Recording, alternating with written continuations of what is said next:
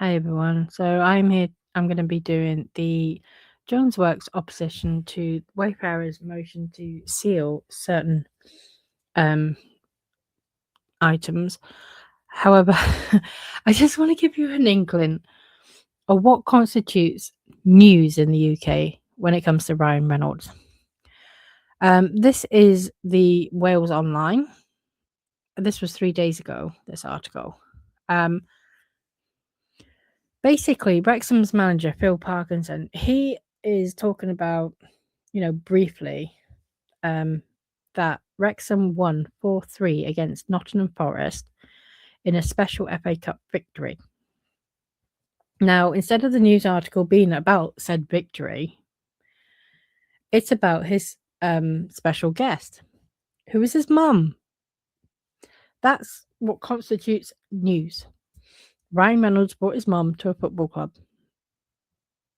Now, he's owned this club for a while, and the only thing that made me sort of raise a little eyebrow was she has never been to a Wrexham match before. This is her first time. That's why it's news, apparently. But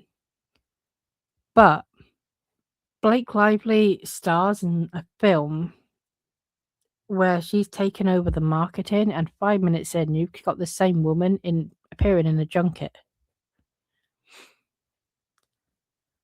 I don't know. It just smacks of dysfunctional. Okay. I just thought that was interesting because, literally, that's about as interesting as Ryan Reynolds gets in the news. He brought his mum to a football match. Why the Wales Online thinks that anyone gives a shit, I don't know. But here we are. All right. So, Stephanie Jones. Let's have a look at this. Pursuant to the court's December 19th, 2025 order, Jonesworks respectfully partially opposes the Wayfarer Party's motion to seal certain exhibits and related textual references in the summary judgment and spoliation submissions.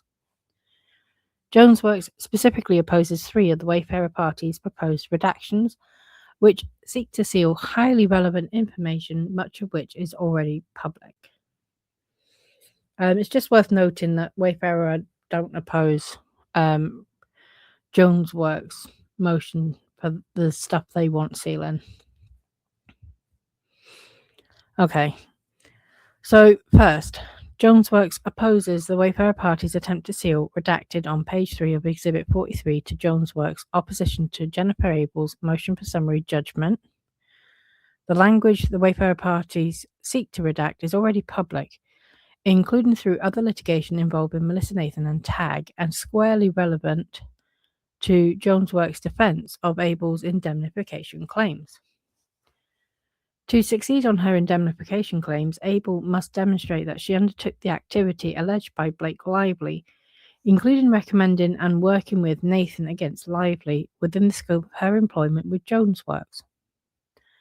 But as explained in the opposition, Abel recommended that Wayfarer hire Nathan behind Stephanie Jones's back and over her objection. Indeed, Jones, as Abel well knew, recommended that Wayfarer not hire Nathan, including because Jones believed, accurately discovery has revealed, that Nathan was behind a negative smear website and social media profiles against Jones, and that Nathan is engaged in unethical PR tactics. Exhibit 43 is probative of Nathan and Tag's unethical practice of creating attack websites for their clients and thus squarely relevant to the opposition. Now, just as my thought there, as we kind of go through this, Jen Abel may well have recommended Melissa Nathan. We don't have context about that, so we don't know why specifically. We don't know if Melissa Nathan was the only person Jen Abel actually recommended. She may have actually said, well, here's a bunch of people, meet with them and see which one you want to work with. We know Jonesworks does not like Melissa Nathan. We know Jonesworks almost hired Melissa Nathan. Melissa Nathan withdrew from the job offer before she started. And then, out of spite, Stephanie Jones kind of sabotaged a client that they had mutually. So we know it's nothing to do with, Stephanie Jones.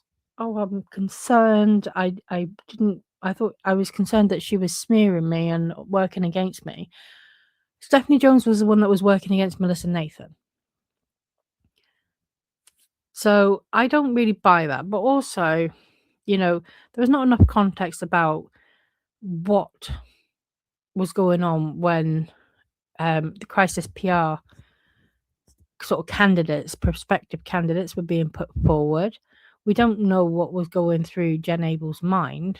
And I think it's incredibly hard for Jonesworks to prove that, at the time that Melissa Nathan was proposed, which again, she wasn't the only one. It's really hard for Jonesworks they can make the allegation, but they struggle to prove that Jen Abel did it specifically to work with Melissa Nathan against Jonesworks. That's going to take some effort to prove that. But even with all that aside, let's take Jen Abel's role out of it. Let's take Stephanie Jones's role out of it. Wayfarer, we know they've met with more than one person, more than one crisis PR. So it's their decision. And if they chose to go Melissa Nathan, then that's the end of that. I don't like how Stephanie Jones keeps harping on and making this allegation with very little to no evidence, and nothing more than speculation. But I feel like it misrepresents what could have plausibly happened here. Okay, we continue. There is no competing privacy interest that justify keeping redacted sealed. The document that is Exhibit 43 is at the centre of public litigation between Amanda Ghost and Melissa Nathan and Tag in California. There's a quick footnote. Nathan testified under oath that redacted is redacted. Okay. And has been publicly quoted in that litigation multiple times, including in at least Ghost's cross complaint against Nathan and Tag and a December 5th, 2025 discovery motion. And then they quote a text message that was in the discovery. So basically, Rebel wants one of those sites. Should be a mixture of that document that I think Carolina pulled about Amanda Goes, or the intern pulled. It can be really, really harsh. Russian oligarchs and making her imagine, basically, lol. Okay. And she's thrown in a screenshot of the message which was displayed during the 60 Minutes Australia. These messages were also recently shown, quoted, and discussed on a recent episode of 60 Minutes Australia, during which Rebel Wilson, while discussing the messages, stated that Nathan worked for my lawyer at the time, and we all know that's Brian Friedman. It says so there in brackets. There's 2 footnotes. Let's see what they say. So the first of the footnotes, these messages were filed publicly on August 14th, 2025, and subsequently sealed in connection with a non-dispositive motion at the request of a third party. That decision does not justify sealing these messages now on a dispositive motion, especially because they have subsequently become public through other sources. And then the second footnote is a link to the 60 Minutes Australia.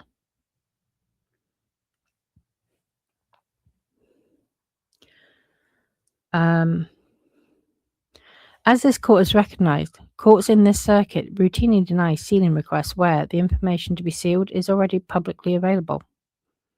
That is so because once the genie is out the bottle, the court has not the means to put the genie back. And I would agree with that. That's fair. Once it's out, it's out. It's like, there's no point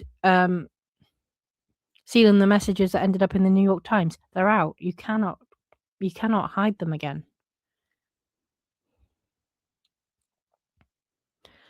The same result would follow here, especially on these dispositive motions. Second, Jonesworks opposes the Wayfarer party's proposed redaction of redacted on page 5 of Exhibit 45 to Jonesworks' opposition. Also central to Abel's indemnification claims is whether Abel was acting in her own self-interest, including in recommending Wayfarer to hire Nathan and Tag, and whether that activity was foreseeable to Jonesworks. Jonesworks argues that Abel recommended Nathan because the two were working together against Jones and Jonesworks, including working to marginalize Jones from shared accounts, so those accounts would work with Abel and Nathan instead of Jonesworks upon Abel's departure. That's what I mean. Like, that's hard to prove. Like, how does she can argue it? That is her argument, but evidence to prove that that's the reason why Abel hired Nathan was so that the two of them could work together on client accounts. Not so easy to prove, especially if it's just Wayfarer's account. Wayfarer were with Stephanie Jones and they terminated Stephanie Jones because of Stephanie Jones. Because of actions that Stephanie Jones did following the retainment of Melissa Nathan.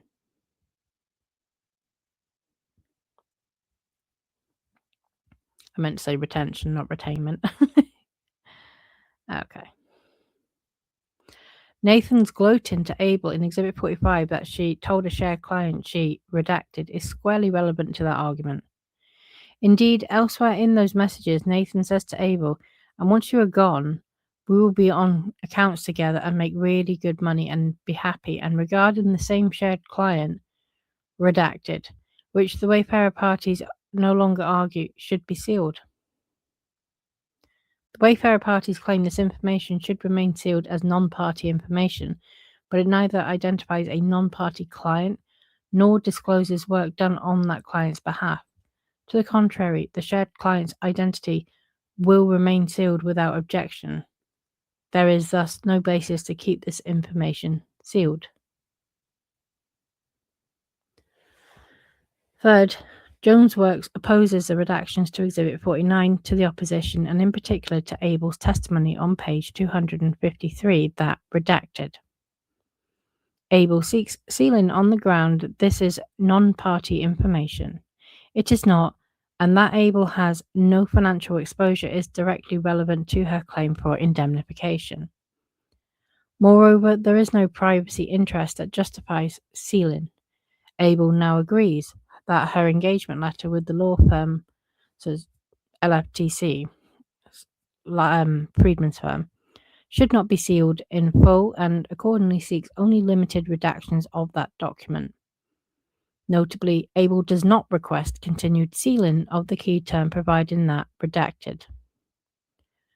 Moreover, Wayfarer President Jamie Heath testified that Wayfarer is paying the legal fees of the defendants, including Abel, and that Wayfarer's funder is Sarowitz. Wayfarer has de-designated this testimony so it can no longer even confidential. So it is no longer confidential under the protective order. Wayfarer thus cannot justify keeping sealed that redacted on her motion seeking judgment as a matter of law that Jonesworks must pay those fees. For all these reasons, the court should deny the Wayfarer party's motion to seal Exhibits 43, 45, and 49 as laid out above. Okay. We'll have to see how this works out. I do actually agree with a lot of what is said in here. Like, I already knew that Sarowitz was paying Melissa Nathan, Jen Abel, and Tag's legal fees. He's also paying Jed Wallace's and Street's. I've seen that in the deposition test transcript, so that is publicly available information now because it's elsewhere on the docket unsealed. And she has made a really good point about the stuff that's in the Amanda Ghost litigation too. So I don't find this unreasonable. These are the only things that she is seeking to unseal from Wayfarer's side. I don't think it's unreasonable. I think it's well argued and well reasoned.